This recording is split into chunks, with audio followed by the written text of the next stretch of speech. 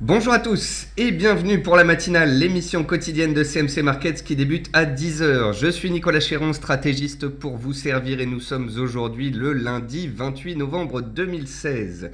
Le titre du jour est « De légitime consolidation ». En effet, nous avons connu 3 semaines de hausse consécutive aux États-Unis. Nous avons enchaîné 15 séances consécutives de hausse sur le Russell 2000, l'indice américain des small caps. Une consolidation était donc à venir. Elle est légitime, elle est normale. Ce n'est pas une correction de marché ni un retournement. Ce sont des prises de bénéfices. Nous assistons également à une consolidation sur les indices européens qui n'arrivent toujours pas à dépasser leur haut de range et qui reviennent vers leur bas de range. Nous assistons également à une consolidation du dollar américain qui est lui aussi monté pendant 3 semaines d'affilée. Nous avons vu ensemble jeudi dernier qu'il avait atteint un objectif théorique haussier majeur. Il avait commencé à consolider vendredi. La consolidation s'est accélérée ce jour. On constate aussi des consolidations sur le secteur bancaire, avec notamment Société Générale qui consolide ce matin après sa forte hausse des semaines précédentes. Et on a une consolidation aussi des valeurs pétrolières, étant donné que le pétrole WTI revient vers les 45 $ en amont de Vienne, la réunion des pays producteurs ce mercredi. Je vous préviens, dès ce lundi matin, nous allons avoir une semaine volatile et le début de la semaine prochaine sera volatile également. En fait, nous assistons à des prises de bénéfices sur les indices, le dollar, le pétrole, parce que nous avons des grands rendez-vous cette semaine. Mercredi, nous avons rendez-vous donc à Vienne avec les pays producteurs de pétrole qui pourraient potentiellement geler ou réduire leur production, ce qui pourrait avoir un impact haussier sur le pétrole, mais un accord n'est pas certain. Vendredi, nous aurons les chiffres mensuels de l'emploi américain qui viendront corroborer une potentielle hausse de taux aux États-Unis. Mais attention, si le chiffre est bien inférieur aux attentes, cela pourrait engendrer une forte volatilité à la baisse sur le dollar. Et puis n'oubliez pas que cette semaine, les indices européens vont rester sous une certaine pression en amont du référendum italien de dimanche prochain, qui devrait d'ailleurs engendrer de la volatilité dès lundi matin, dès l'ouverture lundi matin prochain. Donc je vous préviens, nous avons 3 grands rendez-vous sur les 7 jours à venir. Et il faudra donc être prudent et jongler avec ces rendez-vous d'importance. Je salue en tous les cas tous ceux qui sont présents pour cette matinale. Bonjour à tous ceux qui viennent de nous rejoindre et je salue également tous ceux qui nous regardent sur YouTube. Vous êtes de plus en plus nombreux. On a encore battu un record d'audience en ce mois de novembre et je vous en remercie grandement. Avant toute chose, un avertissement sur les risques concernant le caractère purement informatif de cette présentation et les CFD. Je vous invite à en prendre note. Vous pouvez, comme à chaque émission, utiliser les fonctions de chat et de questions-réponses en haut de votre écran pour pouvoir converser avec moi. Dans cette émission, on verra les actualités marché, macro, actions, les statistiques économiques passées et à venir, une figure graphique reconnue par la plateforme de CMC Markets et bien évidemment, je répondrai à vos éventuelles questions. Alors, en termes d'actualité marché, après 15 séances consécutives de hausse, le Russell 2000 pourrait consolider. En tous les cas, les futurs aux États-Unis sont dans le rouge, que ce soit le S&P 500, le Dow Jones ou le Russell 2000. Vous n'êtes pas sans savoir que les indices américains ont enchaîné 3 semaines consécutives de hausse. Une consolidation apparaît donc comme légitime. Lourdeur du CAC 40, ce qui ne nous change pas vraiment. Le CAC 40 échoue sous le haut de son range à 4570 points une nouvelle fois. Il est de retour vers les 4500 points et la MM 20 jours. En cas de correction un peu plus appuyée, on pourrait retourner vers le bas du range à 4470 points. Et puis garder en tête que nous allons avoir peut-être un peu de volatilité avec le référendum italien lundi prochain. Dès maintenant, je vous le dis, si le CAC revient vers le bas de son range à 4470-4500 points, c'est légitime. Si on se fait une frayeur avec le référendum italien début de semaine prochaine, un trou d'air sous le range pour revenir vers la moyenne mobile à 200 séances vers les 4400-4430 ne m'étonnerait guère. Cela reste un scénario, une éventualité, au cas où donc on aurait des frayeurs côté italien, mais voilà, dès le début de semaine, dès ce lundi, je préfère vous prévenir. D'ailleurs, l'indice des valeurs bancaires italiennes perd 3,45% ce matin, le FTSE Italy Banks, donc ça montre bien que les opérateurs sont focalisés à court terme sur l'Italie. Le dollar index corrige enfin à 100,9 points vers ses anciens plus hauts de 2015. Souvenez-vous, on avait cassé ce niveau technique, les 100,50 points, les plus hauts de 2015.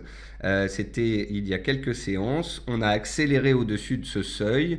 On a atteint un objectif majeur à 102,1 points et on consolide en direction de ce seuil désormais. L'or en profite pour gagner 1% à 1196 dollars après avoir testé son support à 1185 dollars. Je vous publierai un point complet sur l'or juste après cette matinale. Il sera relayé comme d'habitude sur le site de CMC Markets, la plateforme de CMC Markets, les comptes Twitter et le compte Facebook de CMC Markets. Et puis le pétrole retrouve les 45 dollars sous pression avant la réunion de Vienne. Vous n'êtes pas sans savoir donc que le pétrole évolue dans un range entre 42 et 48,8 depuis plusieurs mois. On était passé de 42 à 48 donc ces 2 dernières semaines. On a assisté à des prises de bénéfices sous résistance la semaine dernière. En fin de semaine, consolidation et en ce début de semaine, encore des prises de bénéfices. On se stabilise en fait au milieu du range, autour des 45 dollars, en amont de cette fameuse réunion à Vienne des pays producteurs de pétrole ce mercredi. D'ailleurs, dans les actualités macroéconomiques, le ministre vénézuélien de l'énergie se rend ce jour à Moscou pour discuter d'un éventuel gel de la production de pétrole. Et puis le ministre iranien laisse entendre que l'OPEP pourra parvenir à un accord. Donc, attendons de voir, nous serons fixés mercredi.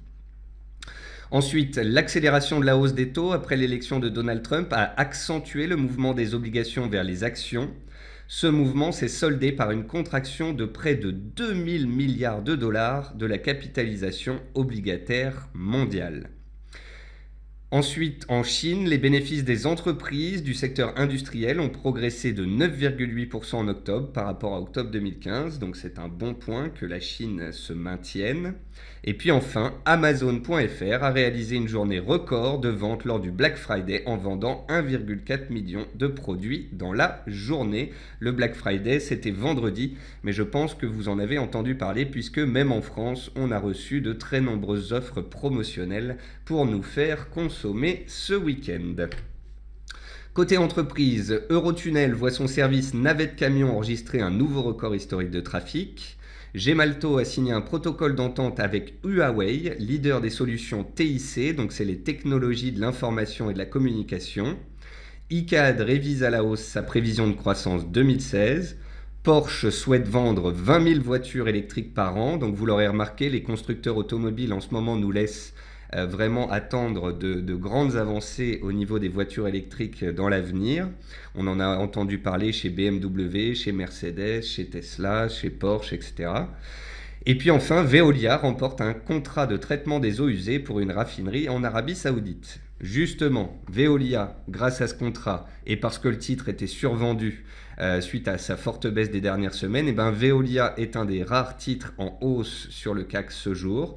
Et dans les baisses, vous pouvez voir qu'on retrouve les bancaires dont je vous parlais tout à l'heure, et puis Technip avec la correction du pétrole.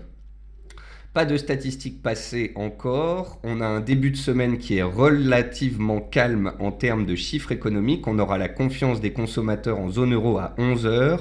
Ensuite, on aura cette nuit des statistiques, notamment au Japon, à minuit et demi. Les statistiques économiques commenceront surtout demain mardi, puis mercredi et vendredi on aura un gros programme. D'ailleurs, après cette matinale, je vais vous publier un point sur l'or dont je vous ai parlé tout à l'heure et également un descriptif du calendrier de la semaine. Et puis pour finir cette première partie, voici la figure graphique, un triangle noté 4 sur 5 en données 4 heures sur le pétrole léger, le WTI donc. C'est un triangle qui avait été détecté par la plateforme de CMC Markets vendredi, que je vous ai montré. Et on avait vu ensemble vendredi que parce que les opérateurs pouvaient prendre des bénéfices parce qu'ils doutaient un petit peu de cette réunion de Vienne, eh bien on serait susceptible de potentiellement sortir par le bas. C'est ce qu'il s'est passé, on est sorti par le bas de ce triangle. Et en prenant la hauteur de ce triangle et en la reportant à la cassure, eh bien, on note que l'objectif théorique a été atteint ce matin. C'est la zone des 44,745 $. Ce sont les plus bas, vous voyez, non pas de la semaine dernière, mais de la semaine précédente. Et donc, on s'est stabilisé sur ce seuil. Vous pouvez voir les plus bas de la semaine dernière à 42, enfin les plus bas d'il y a 2 semaines à 42, les plus hauts de la semaine dernière à 48,8. On s'est donc stabilisé en plein milieu du range en attendant cette fameuse réunion de mercredi. Ensuite, on passe pour cette deuxième partie d'émission sur la plateforme de CMC Markets et on commence par les indices. Donc ce que je vous disais, c'est qu'on a des indices américains qui consolident en ce début de semaine et c'est ce qui engendre justement un repli des indices européens qui échouent sous les hauts de range de nouveau et qui reviennent vers les supports. Le CAC 40 est revenu sur les 4500 points et sa MM 20 jours. Si les indices américains devaient consolider un petit peu plus, on pourrait revenir vers les 4470-4480. C'est le bas du range et c'est surtout cette zone de support-là que je surveille. Bien évidemment, si Vienne devait bien se passer mercredi et que le pétrole repartait à la hausse, que les indices américains tiraient à la hausse, eh bien on serait peut-être susceptible de rebondir dans cette zone de prix-là et de repartir. Mais attention, puisque dimanche prochain, on a le référendum en Italie, on n'est donc pas à l'abri d'un risque baissier en début de semaine prochaine qui pourrait potentiellement nous faire revenir en direction de la moyenne mobile à 200 séances qui monte ici progressivement vers 4420 points. Donc oui, si on revient vers 4470, on pourrait voir de nouveau les acheteurs se présenter et avoir un rebond. Mais attention, car début de semaine prochaine, on a un risque baissier avec le référendum italien. On va regarder le DAX. Le DAX, tout comme le CAC 40, il consolide. On a vu ensemble en fin de semaine dernière que le DAX était dans un petit range entre 10 650 et 10 720. En cas de cassure des 10 150, on avait vu qu'on pouvait revenir sur les 10 580. Nous y sommes. Et si, comme je vous le disais, on avait des prises de bénéfices un peu plus appuyées, un peu plus d'aversion au risque sur les marchés, si le DAX casse ce seuil, on est susceptible de revenir ici vers les 10 450. Donc, tant qu'on tient les 10 580, on peut se stabiliser sur cette zone de prix. Mais attention, c'est une semaine à risque. Et donc, si on casse le support, on reviendrait vers le suivant qui se trouve vers 10 450. Ce ne serait pas la fin du monde si les indices européens consolidaient et revenaient vers des supports. Ce serait un moyen de prendre appui sur des supports tangibles avant d'éventuellement repartir à la hausse en fin d'année. Personnellement, je ne vois pas le référendum italien comme un risque de marché extrêmement puissant. Mais je vois le référendum italien comme un risque de trou d'air baissier sur les indices européens avant une fin d'année qui pourrait être plutôt positive, puisque ces derniers mois, on a quand même une tendance haussière et un biais plutôt positif sur les marchés. Donc voilà, en ce début de semaine, on a le CAC, le DAX qui consolide. Si les indices américains appuient un petit peu plus aussi sur la consolidation, on pourrait revenir un étage en dessous sur les indices européens. Attention donc au référendum italien de la semaine prochaine qui pourrait lui aussi engendrer un trou d'air. Mais si les indices européens devaient effectivement casser des supports et revenir vers des gros niveaux, ce serait peut-être l'occasion pour ceux qui souhaitent se placer sur repli de pouvoir le faire. On va regarder justement ces fameux indices américains. Et soyons clairs, les indices américains ne sont pas dans des corrections baissières, ils sont dans des consolidations, c'est-à-dire que la tendance reste bel et bien haussière en données mensuelles, en données hebdomadaires, en données journalières, la tendance reste haussière. Le S&P 500 pourrait très bien revenir gentiment vers les 2195, voire les 2190 points, soit ses anciens plus hauts annuels et historiques datant du mois d'août dernier. S'il faisait cela, ce serait un repli légitime vers un support dans le sens de la tendance haussière. Donc vous voyez, on ne parle pas d'un changement d'état d'esprit de ces marchés, on parle juste d'une consolidation, d'un changement de rythme de très court terme. On a eu 3 semaines consécutives de hausse, on pourrait assister à une semaine de consolidation ou de latéralisation avant éventuellement que la tendance haussière ne reprenne en fin d'année. Si et seulement si on casse les 2190 points sur le S&P 500, là, on aurait une cassure de support et on passerait d'un scénario de consolidation à un scénario de correction avec des risques baissiers aux États-Unis et en Europe. Mais nous n'en sommes pas là. Pour l'instant, on a des indices américains haussiers qui consolident et des indices européens qui sont relativement neutres et qui reviennent vers leur support. Pour finir avec les indices, je vous montrerai celui-ci. C'est le Russell 2000, le fameux indice américain des small caps. Il a enchaîné 15 séances consécutives de hausse. Il consolide ce jour. Vous pouvez voir qu'on est bien loin de parler d'un retournement de marché. Cet indice reste extrêmement haussier, mais il a un besoin de consolidation à court terme. Souvenez-vous de cette oblique que j'avais tracée ici qui passait par tous les plus hauts. Eh bien, puisqu'on a cassé cette oblique, un retour à la baisse vers cette dernière serait tout à fait légitime pour valider sa cassure. Donc voilà, pour les indices. Ensuite, on va passer sur les actions. Donc n'oubliez pas, tout au long de l'émission, vous pouvez me poser des questions, j'y répondrai à la fin. Donc on va regarder ensemble les actions. Dans les hausses, on retrouve Eramet, toujours, les matériaux de base. Eramet profite de la hausse des matières premières, de la reprise des métaux. Donc vous pouvez voir ici Eramet dans un canal haussier qui est violemment sorti à la hausse de ce canal la semaine dernière et qui continue d'être recherché. Vous voyez la résistance ici, les 63,70. Pour rappel, ce sont les anciens plus bas de 2013 qu'on a cassés violemment en 2015. C'est les anciens plus bas de 10 ans sur Eramet qu'on avait cassés en 2015 et donc on est en train de revenir vers cette zone de prix. Par contre, attention, plus on s'approche de cette zone-là, plus les vendeurs pourraient être susceptibles de sortir du bois et les acheteurs de prendre des bénéfices. Gemalto, donc ce matin, qui a signé un contrat, rebondit. Et puis Gemalto, voici le graphique hebdomadaire. Je ne sais pas si vous vous en souvenez, on en avait parlé il y a 2 semaines, mais également il y a un mois. Il y a un mois, le titre Gemalto donc chutait vers les 47 €. La société avait publié des résultats inférieurs aux attentes, mais on était revenu sur un support oblique qui passe par tous les plus bas depuis 2 ans, 3 ans même.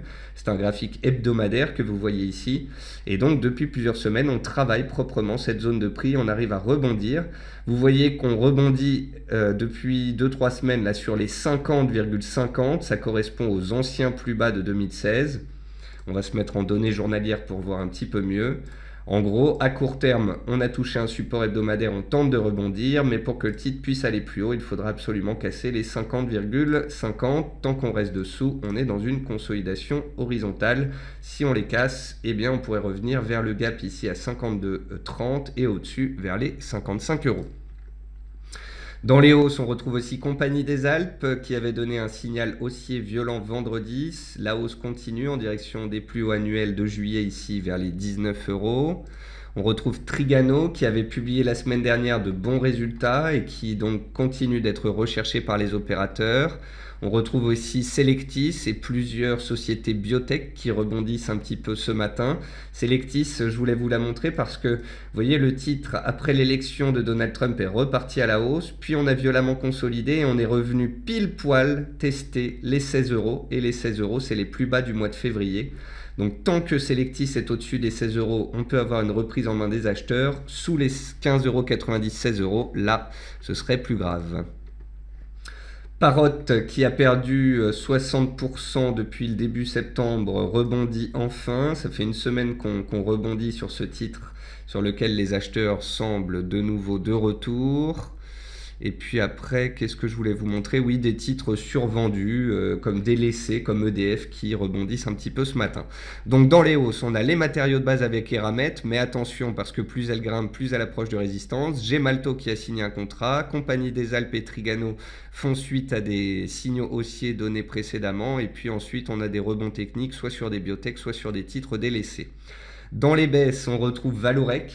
Valorec qui ne passe pas sa résistance des 5,10 €, c'est normal puisque le pétrole ne passe pas les 48 $.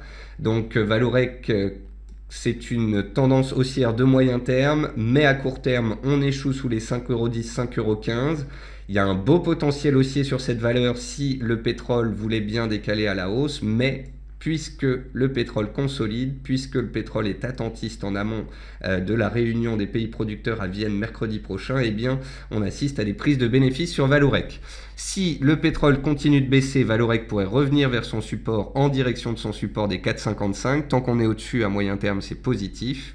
Si on casse les 4,55, c'est qu'il y a une inversion de polarité et que c'est pas bon pour la suite. Et si mercredi, les stocks de pétrole et un éventuel accord font grimper les cours du pétrole, alors Vallourec pourrait, tenter de casser sa résistance des 5,15. Et si tel devait être le cas, on retrouve un objectif haussier théorique ici vers 6,60 €. Donc vous voyez, c'est un gros potentiel haussier de 30%. On prend la hauteur du range dans lequel le titre est depuis 3 mois et on le reporte à la hausse pour avoir un objectif haussier théorique. Mais cet objectif haussier théorique, eh bien, il dépend d'une cassure qui n'est pas validée pour l'instant. Dans les baisses, on retrouve donc toutes les valeurs pétrolières. On retrouve aussi CGG qui inscrit un nouveau plus bas annuel et qui reste sous pression baissière. On retrouve Technip qui a atteint une résistance majeure la semaine dernière et qui consolide dessous depuis, donc la résistance des 66 €. Je vous ai posté ce graphique sur Twitter vendredi. Donc en graphique hebdomadaire, vous pouvez voir qu'on a eu une superbe hausse de Technip depuis la fin du mois de septembre jusqu'ici à la mi-novembre. On a gagné plus de 20%, presque 30%. Et on est venu toucher les plus hauts de 2015, une résistance majeure. Si et seulement si le pétrole part à la hausse, on pourrait de nouveau aller la challenger. En attendant, on reste dessous et on consolide. Ensuite, on retrouve Neopost. Neopost, c'est un titre qui avait bien rebondi ces derniers temps et qui s'est retourné à la baisse milieu de semaine dernière. Donc, il est légitime que le titre Neopost consolide après sa forte hausse récente. Et puis, on retrouve les bancaires aussi qui consolident en ce début de semaine. BNP, Crédit Agricole, Société Générale. Vous voyez BNP là qui échoue sous les 56 €. Eh bien, les 56 €, qu'est-ce que c'est? On va prendre un graphique de long terme. Vous voyez ici un graphique de long terme sur les 12 dernières années sur BNP. Vous voyez que j'ai pris la hauteur entre 92 € et 20 €, donc les deux extrêmes touchés en 2007 et 2008. Et vous voyez que les 50% de retracement entre 92 et 20 €, c'est 56 €. Et 56 €, c'est le seuil sous lequel on bute depuis 2 semaines. Donc là, on consolide. Si les indices consolident plus nettement, on pourrait revenir vers la moyenne mobile à 50 séances. Ça reste une tendance haussière de fond. Donc comprenez bien, comme sur le CAC, que c'est aussi à moyen terme, mais qu'on bloque à court terme. Donc on serait susceptible de consolider peut-être un peu plus avant d'éventuellement reprendre la hausse. Et donc ça se passe sur toutes les bancaires en ce début de semaine. Voilà pour les actions. Je reviendrai sur vos questions à la fin. Ensuite, concernant le pétrole, donc comme je vous le disais, on est passé du bas de range au haut de range la semaine dernière. Et en ce début de semaine, on est en plein milieu du range. On attend donc Vienne. Si on arrive d'ici la fin de la semaine à se maintenir au-dessus des 44 $ et de la moyenne mobile à 200 séances, ce serait positif et ça laisserait augurer potentiellement de plus de hausse. Si on casse la moyenne mobile à 200 séances, on pourrait revenir vers le bas de range à 42,50. Si on casse les 42,50, là par contre, attention, on aurait un changement d'état d'esprit sur les cours du pétrole qui étaient jusqu'ici soutenus.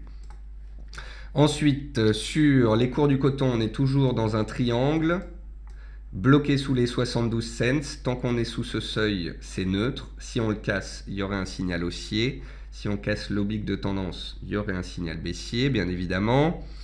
Les cours du sucre, ils se sont stabilisés après avoir atteint l'objectif théorique que l'on avait fixé à 19,5 cents.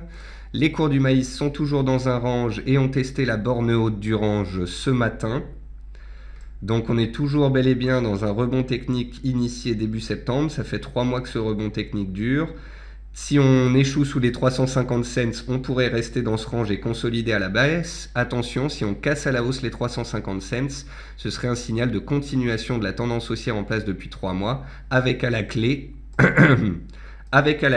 le report du range à la hausse. Donc on calcule la hauteur du range et on le reporte à la hausse et ça donne un objectif haussier théorique vers les 370 cents en cas de cassure. Ensuite, les cours du riz se stabilisent autour des 9,50 cents. Donc les cours du riz, c'est une tendance baissière de fond, mais un support de moyen terme touché à 9,20 cents. On a réussi à prendre appui sur ce support il y a 2 semaines. On s'est stabilisé depuis. À la baisse, tant qu'on tient les 9,20, les acheteurs ont la main. À la hausse, tant qu'on est sous les 9,70, il y a une tendance baissière et un biais baissier.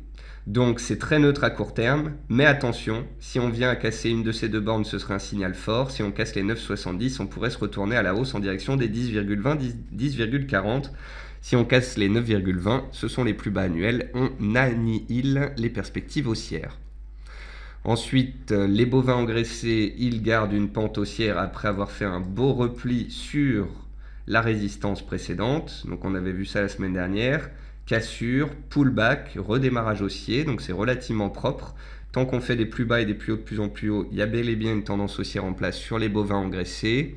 Et puis pour finir, l'or. L'or, je vous rappelle que j'ai écrit une analyse dessus, elle sera publiée juste après cette émission. Le but de cette analyse était de vous dire que l'or est baissier en mensuel, l'or est baissier en données hebdomadaires, l'or est baissier en données journalières, mais à court terme, on a touché un support à 1185 $, et tant qu'on le tient, on peut rebondir vers les 1200, et si on casse les 1200, peut-être un petit peu plus vers 1220, 1230. Vous pourrez lire mon analyse juste après cette matinale. Et puis pour finir avec les matières premières, le gaz naturel, il récompense les acheteurs qui sont toujours en position dans cette belle tendance haussière mensuelle, tendance haussière hebdomadaire, tendance haussière journalière. On a eu un signal haussier donné vendredi 18 novembre, un gap haussier lundi la semaine dernière qui montrait que la tendance perdurait, les stocks inférieurs aux attentes mercredi dernier qui ont poussé les cours à la hausse. Vendredi, les acheteurs ne lâchaient rien et on a clôturé sur un nouveau plus haut hebdomadaire. La hausse continue encore cette semaine avec un nouveau gap à la hausse au-dessus de la résistance des 3,10 qu'on avait donné comme objectif haussier théorique. Ça veut dire quoi? Ça veut dire que ici on a un gap d'éjection et qu'ici on a un potentiel gap de continuation. Alors qu'est-ce que signifie un gap de continuation?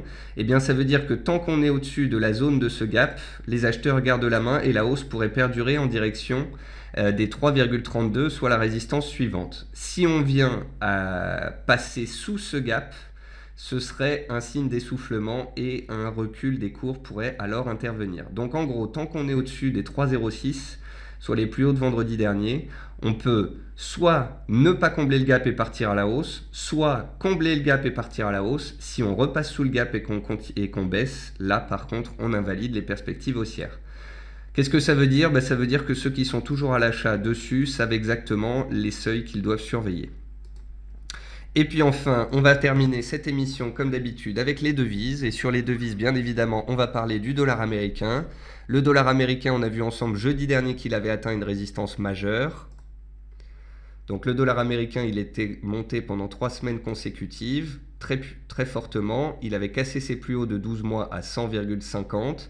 Il avait été chercher les 102,10. Les 102,10, comment est-ce que j'ai trouvé ce seuil comme objectif haussier théorique? Eh bien, j'avais pris la hausse ici entre le support testé le jour de l'élection de Trump et les plus hauts du mois d'octobre. J'avais reporté ce mouvement haussier à la cassure des plus hauts d'octobre et cela m'avait donné un objectif théorique atteint jeudi dernier.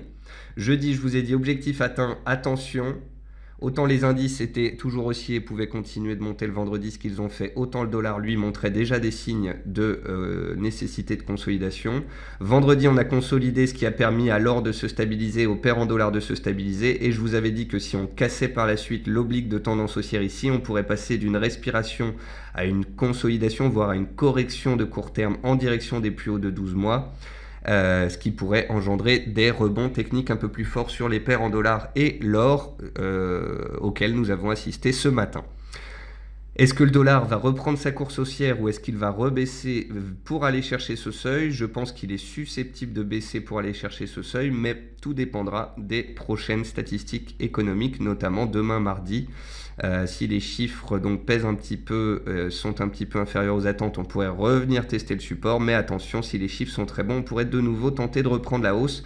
Donc si vous jouez des rebonds techniques sur l'or, l'argent ou bien les paires en dollars, soyez quand même prudents, soyez quand même conscients qu'il y a une tendance haussière de fond sur le dollar et qu'à tout moment, il est susceptible de reprendre sa hausse. Donc, consolidation, voire correction de court terme qui peut encore durer, mais attention, à tout moment, si vous voyez le dollar se reprendre, c'est légitime puisque la tendance de fond reste haussière. Donc concernant les paires en dollars, on assiste à des rebonds. L'AUD avait clôturé pile poil sur sa résistance à 0,7450. Le fait que le dollar ce matin casse son support oblique et consolide plus profondément permet à l'AUD de rebondir. Tant que l'AUD est au-dessus des 0,7450, il peut continuer de rebondir vers les 0,7540. Les plus bas ici de la mi-novembre et de la mi-octobre. Mais attention, comme je vous le disais, à tout moment, si le dollar se reprend et qu'on repasse sous les 0,7450, les baissiers peuvent reprendre la main très rapidement. Sur l'euro-dollar, on a regagné les 1,06 vendredi, on regagne les 1,0650 ce matin. On est dans un processus de rebond technique dans une tendance baissière. On a cassé les plus hauts de la semaine dernière, vous voyez, il y a eu une petite mèche au-dessus des 1,0650, mais rapidement les vendeurs tentent de reprendre la main. Donc rebond technique de court terme qui peut potentiellement perdurer en direction des 1,08 et de la moyenne mobile à 20 séances qui arrive et qui est... Non, la moyenne mobile à 30 séances qui arrive et qui est baissière. Donc si et seulement si le dollar consolide plus profondément, oui, l'euro peut aller un peu plus haut. Mais gardons en tête qu'à tout moment, parce qu'on est en tendance baissière de mensuelle, hebdomadaire et journalière, la baisse peut reprendre à tout moment. Donc, poursuite haussière potentielle, mais prudence tout de même. Concernant la livre, c'est très neutre. On est dans un range entre 1,23 et 1,25,10. On a touché le haut du range ce matin, 1,25,20, 1,25,30. Ça ne passe pas, on reste dessous. Si à un moment donné, on a de très bons chiffres pour l'Angleterre ou bien que le dollar corrige plus nettement, on pourrait enfin avoir une cassure de ce seuil et un démarrage haussier. Tant qu'on reste bloqué dessous, restons neutres et factuels. Et puis enfin, une des plus propres des paires du Forex, c'est le NZD-USD. Souvent, quand je cherche à savoir si on est sur un point dur sur le dollar, eh bien, je regarde le NZD. Souvenez-vous, donc jeudi dernier, je vous avais dit que le NZD était pile poil sur support à 0,6970, 0,70, soit ses plus hauts de juin et de juillet dernier. C'est ce qui m'avait laissé entendre que le dollar pouvait également consolider. Ça a eu lieu. Le dollar a échoué sous résistance et le NZD a rebondi sur support jeudi. Vendredi, les acheteurs ont pris la main et ce jour, ils confirment leur prise en main de court terme. Vous voyez que le NZD reste aussi à moyen terme, sur support à court terme. Tant que le dollar est sous pression, il peut continuer de grimper en direction des 71,50 potentiellement et de la borne basse du canal haussier dans lequel il était précédemment. Si on réintégrait par la suite ce canal, on pourrait aller plus haut. Si on bloque sous le bas de canal, sous les 0,7150, à tout moment, les vendeurs peuvent reprendre la main si et seulement si le dollar repart à la hausse. Donc, vous voyez bien, consolidation de court terme haussière, mais on reste prudent tout de même sur la suite. Et puis enfin, l'USD-Yen. L'USD-Yen, il est monté très très fort pendant 3 semaines, de 101 à 114. Il a atteint une zone de résistance majeure, ses plus hauts de février-mars 2016. Il est donc légitime que vendredi, on ait pris des bénéfices sous ce seuil et qu'en ce début de semaine, les vendeurs aient tenté d'appuyer sur les cours. Néanmoins, vous pouvez voir que très rapidement, on a touché les 111,30 qui sont les anciens plus hauts du mois de mai sur lesquels le dollar rebondit ce matin. Donc, que le dollar consolide parce qu'il est monté 3 semaines d'affilée très fortement, c'est un fait, c'est en cours, mais que le dollar aille plus bas, ce n'est pas forcément une obligation. Donc, prudence sur les rebonds des paires en dollars et de l'or. Ça peut perdurer si le dollar reste sous pression et revient vers le support ou un peu en dessous. Mais tant qu'on est au-dessus de ce support, gardez en tête que la tendance est haussière et que les acheteurs peuvent reprendre la main à tout moment.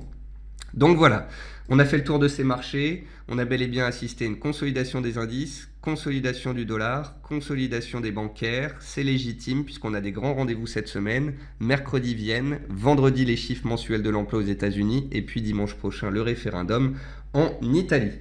J'ai donc fini ce point complet pour débuter la semaine. Je vais regarder maintenant les questions qu'il me reste. Pourriez-vous me confirmer la cassure de la résistance d'un drapeau haussier sur le jus d'orange? Donc jus d'orange, on va regarder ça. Et si tel est le cas, l'objectif théorique haussier. Donc le jus d'orange, il était dans une consolidation baissière sous une oblique. Il est en train de tenter de casser cette oblique effectivement. Et s'il repart à la hausse, effectivement, on pourrait penser qu'il était dans un petit drapeau. Dans un petit drapeau baissier. Ce qui ne me plaît pas, c'est qu'on n'a qu'un seul point pour tracer la borne basse du drapeau.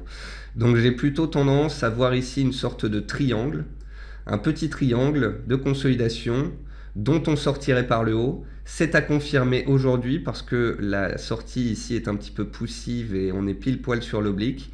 Donc si et seulement si on confirme la hausse en ce début de semaine, alors l'objectif théorique c'est tout simplement un retour vers les plus hauts annuels et historiques du jus d'orange. Michael me demande de regarder ICAD, donc on va regarder ça.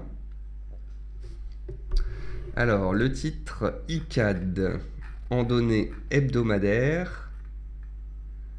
ICAD, la voici, en données hebdomadaires. Donc ICAD, c'est un titre qui est très neutre. Vous voyez ici, c'est un graphique sur 5 ans. C'est extrêmement neutre. On a un grand range ici entre 58 et 72, avec des excès au-dessus ou en dessous. Mais sinon, le grand range, c'est celui-ci. Un point positif à court terme, c'est qu'on peut voir qu'on peut tracer un support oblique qui passe par tous les plus bas de ces dernières semaines, qu'on semble avoir travaillé et tenu ces dernières semaines, et les acheteurs semblent vouloir reprendre la main. Donc tant que le titre ICAD est au-dessus des 62,50 €, on est au-dessus de cette oblique haussière de moyen terme et on est susceptible de tenter de remonter vers les 65-66 €. Si on casse les 62 €, 62,50 €, là par contre les vendeurs reprennent la main et on peut revenir vers les 58 €. Ensuite, Loïc me demande de regarder Ruby. Alors Ruby, et puis on va finir par ça. Donc Ruby en données hebdomadaires, c'est une tendance haussière. En données journalières, c'est une tendance haussière, mais c'est très particulier puisqu'on a eu une forte baisse il y a à peu près 2 semaines. Donc vous voyez ici, le titre, il est en fait bloqué en quelque sorte sous les 50% du mouvement baissier assez puissant que l'on a vu ici.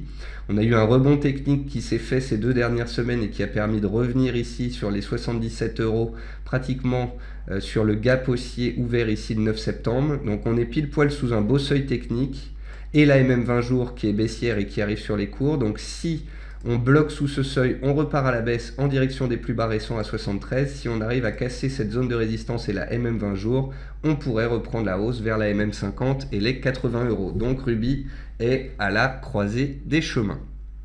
Et puis dernier titre que je regarderai, non je ne l'ai pas, Europcar, donc je ne peux l'analyser.